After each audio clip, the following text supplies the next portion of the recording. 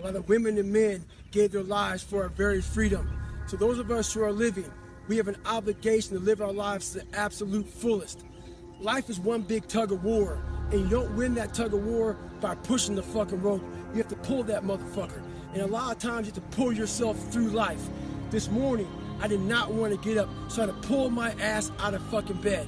But guess what?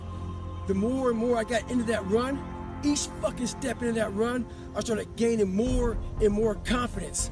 But to gain that fucking confidence, you have to fucking be willing to pull yourself out of bed, pull yourself out of a funk, pull yourself out of whatever the fuck life is throwing at you to gain that confidence. By the fucking time the run was over, I was like, fuck you, motherfucker. I once again beat your ass. You gotta be willing to find the confidence. Stay in the fight, stay in the war, stay in the battle, armor your mind.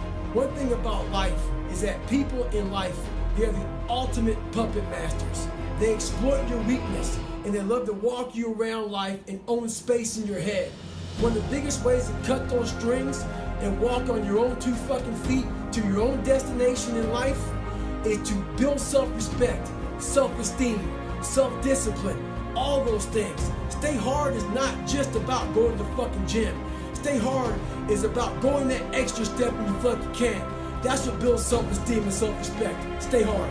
So I'm getting ready to board my plane yesterday, and this NFL football player comes up to me. He goes, Goggins, can I ask you a question? How do you keep that dog mentality? I said, let me ask you a question. When you were younger, what did you want to be? He said, an NFL football player. But once I got there, I lost that dog mentality. He had a finish line in his brain. Guess what? A true dog mentality, I have a dog at home. I can feed that motherfucker all day long. He never gets full. It's not enough you made it to the NFL. Be the fucking MVP. It's not enough you ran a 5K. Win a 10K. It's not enough you became a doctor. Be a better doctor. It's not enough you lost 50 pounds. Go out there and do something with it. Guess what? It's 109 out here, but guess what? It's not enough. Stay hard. As you all know, it's a hot motherfucker. Nice heat wave. Mother Nature's a pissed off motherfucker, but guess what? So am I. So who gives a fuck? Today I was running, and this guy passes me in the car. It's about 100 degrees out here, 70% humidity. And the guy comes back around and looks at me. He pulls his car by me and says, why the fuck are you out here? I said, because you're not. Sometimes your motivation needs to be because no one else wants to fucking do it. We need doctors. We need fucking lawyers. We need dentists. We need teachers. We also need fucking savages. This message I do is not for fucking everybody. Someone wants to say that soft bullshit about, do you have sunscreen on? This message is dangerous. It's too hot. I'm not asking you to fucking be like me. Do you. Stay hard. There's a lot of successful people in this world who still feel empty inside. And they wonder why they still feel empty. So they try to make another million, 2 million, 3 million. Let's buy a new car, a new house, a new boat. Let's buy more of everything. At the end of the day, they still feel real empty inside.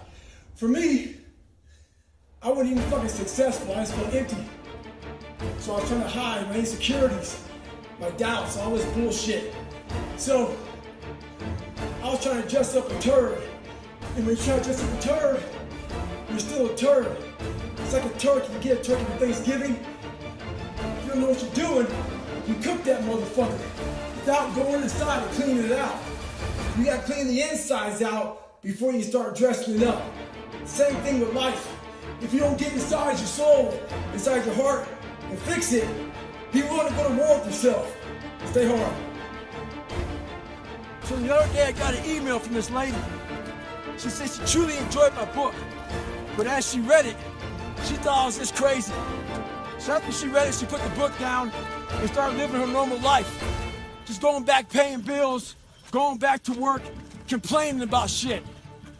A few days later, she has time to think about the book, and it scared her. She thought, well, maybe this guy isn't crazy. And that's what scared her the most. Maybe he's here trying to show us human potential, what we're all capable of doing. A lot of people like to put titles on other people who are doing extraordinary things. It makes them feel better about themselves. gives them a get out of jail free card. I'm not crazy, I'm just not like you. In sports, there's a thing out there called load management. A lot of us like to load manage our lives. When you do that, you can find yourself right at normal. Get off that, stay hard. So I just finished the Leadville 100-mile race. Tough race, went through a lot of ups and downs. There's two kind of mindsets. You have under load, under stress. One mindset's a brittle mindset. And that brittle mindset gives you all these fucking ways out. Oh, I don't need to fucking finish the race. I can come back next year. I'm gonna drop out because things aren't going right. You also have a fucking savage mindset. The savage mindset is this. Like in a house, you have these load-bearing fucking walls. Some people aren't really educated in load-bearing walls, doing remodeling to the house. They tear the load-bearing wall down, the house crumbles. That's a brittle mind. The savage mindset, when things are going fucking bad, guess what they do? Quitting's out of the fucking question. All they think about is how the fuck am I gonna get through this? There's no quitting, it's just fucking getting through and thriving, not surviving.